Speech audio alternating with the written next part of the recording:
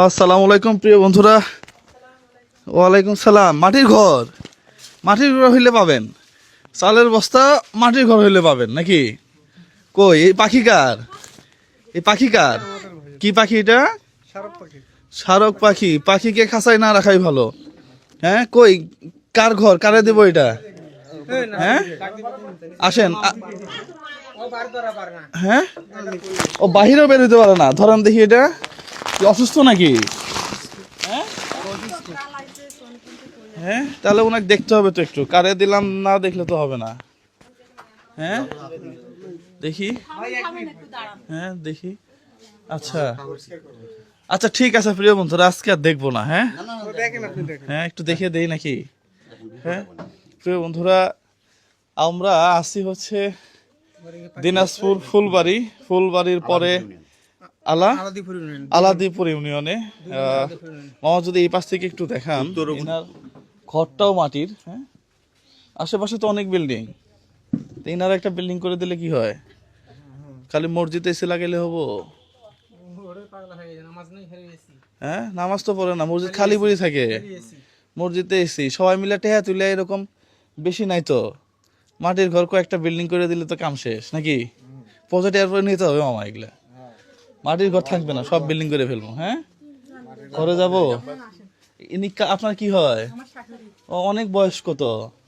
হ্যাঁ, আসসালামু আলাইকুম, ভালো আছেন? আপনাকে দেখতে আসছি।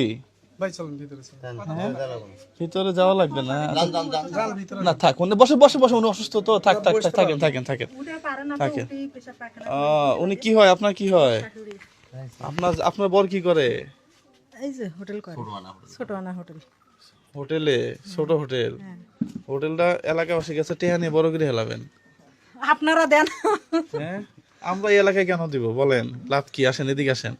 তাহলে এই যে এক বস্তা চাল আছে, হ্যাঁ এখানে 26 কেজি চাল আছে। চাল সহ আপনার ওনাকে ওষুধ বাবদ আমরা 1 2 এই 3,000 টাকা। হ্যাঁ, এটা আমার এক বোন, সে দেশের বাইরে থাকে, সে পাঠাইছে। হ্যাঁ, তার জন্য প্রাণ খুলে দোয়া করবেন। হ্যাঁ, কে কার 1 টাকা দেয়? খাবেন আর দোয়া করবেন, সারাদিন দোয়া করবেন নাকি? এটাই তো করা উচিত নাকি? আমি থাকি জামালপুর, সেখানে আসছি দিনাজপুরে, একটু ফুলবাড়ি, একটু দোয়ার জন্যই তো আসছি নাকি? না, বসবো না।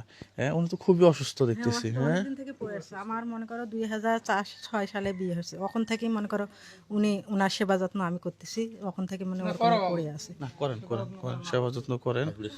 হ্যাঁ, শাশুড়ির সেবা করেন, এটা ভালো।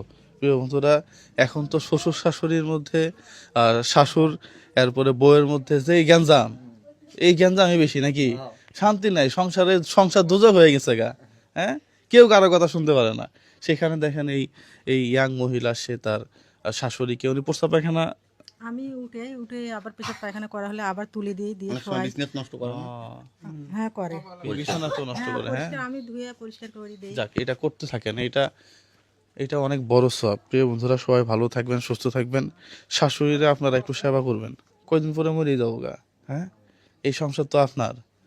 যাই হোক, সবার জন্য শুভকামনা। আসসালামু আলাইকুম।